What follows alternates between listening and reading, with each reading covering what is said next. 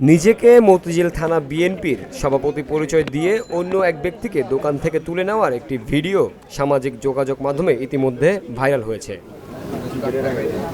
বিষয়টি ঢাকা মহানগর দক্ষিণ বিএনপির নজরে আসে।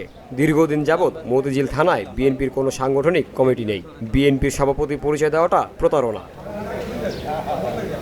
ঢাকা মহানগর দক্ষিণ বিএনপির আহ্বায়ক রফিকুল আলম মজনু ও সদস্য সচিব তানবীর আহমদ রবিন মতিঝিল থানায় উপস্থিত হয়ে সেই প্রতারকের বিরুদ্ধে মামলা করেছে এবং তাকে দ্রুত আইনের আওতায় আনার জন্য ব্যবস্থা গ্রহণ করতে প্রশাসনকে অনুরোধ জানিয়েছে।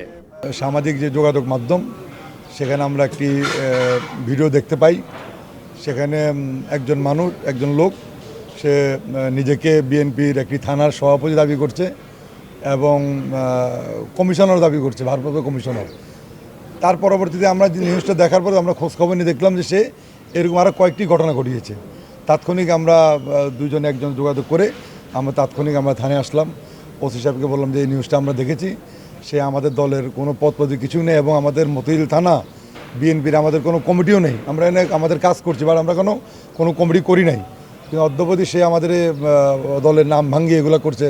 আমরা তার বিরুদ্ধে আমরা মামলা করব এবং তাকে আইনের আওতায় আনা উচিত, গ্রেপ্তার করা উচিত।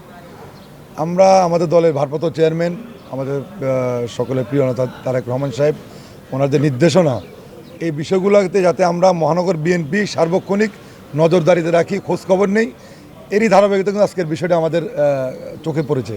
আমরা ওনার নির্দেশনায় আমরা তাৎক্ষণিক থানায় আসি এবং তার বিরুদ্ধে প্রতারণা, চাঁদাবাজি এবং আমাদের দলের নাম ভাঙিয়ে সে দলকে ভাবমূর্তি নষ্ট করার এই কারণ দেখিয়ে আমরা তার বিরুদ্ধে একটা মামলা, আমাদের এই থানা বিএনপির যে আমাদের সাধারণ সম্পাদক তাকে বাদী করে আমরা মহানগর বিএনপির নির্দেশনায় আমরা একটা মামলার কাগজ জমা দিয়েছি। আমরা ওসি সাহেব সেটা দেখছেন, ওনার কথা বলে সেটা মামলা নিচ্ছেন।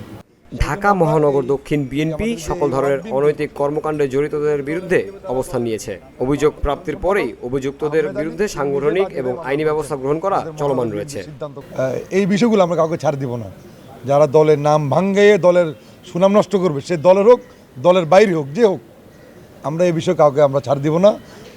এদেরকে আমরা অবশ্যই ধরে এদেরকে আমরা আইনের আওতায় এদের বিচার চাই এবং যারা ভালো কাজ করবে তাদেরকে অবশ্যই আমরা পুরস্কার দিব, আর যারা খারাপ কাজ করবে তারা অবশ্যই এরকম মামলার শিকার হবে, গ্রেপ্তার হবে, এদের বিচার হবে। বিজ্ঞপ্তির মাধ্যমে ঢাকা মহানগর দক্ষিণ বিএনপির আহ্বায়ক, সদস্য সচিব এবং দফতরে 4টি মোবাইল নম্বর দেওয়া রয়েছে। জনসাধারণ যেন এ ধরনের যে কোনো অভিযোগ মহানগর দক্ষিণ বিএনপির নেতৃত্ববৃন্দকে অবহিত করতে পারেন। আমাদের যে সামাজিক যোগাযোগ মাধ্যম আমাদের ঢাকা মহানগর বিএনপির, সেখানে আমি এবং আমার সদস্য সচিব তানবীর আহমেদ রবিন, আমাদের দুজনেরই আমাদের ফোন নাম্বার দেওয়া আছে সেই দপ্তর থেকে। সেখানে আমাদের 4টা নাম্বার দেওয়া আছে। সেই নাম্বারগুলোকে অনেকে আমাদেরকে ফোন করে, আমরা জিনিসগুলো তাৎক্ষণিক জানতে যখনই পারি তখন আমরা সেই বিষয়ে আমরা কাজ করি এবং যারা দোষী তাদের বিরুদ্ধে আমরা ব্যবস্থা গ্রহণ করি। নাগরিকদের শান্তি শৃঙ্খলা ও নাগরিক অধিকার হরণকারী যে কোনো ধরনের অপতৎপরতার বিরুদ্ধে ঢাকা মহানগর দক্ষিণ বিএনপি অত্যন্ত সচেতন এবং জড়িতদের বিরুদ্ধে ব্যবস্থা গ্রহণে বদ্ধপরিকর। জামিল হোসেন জিতু, ভিওডি বাংলা, ঢাকা।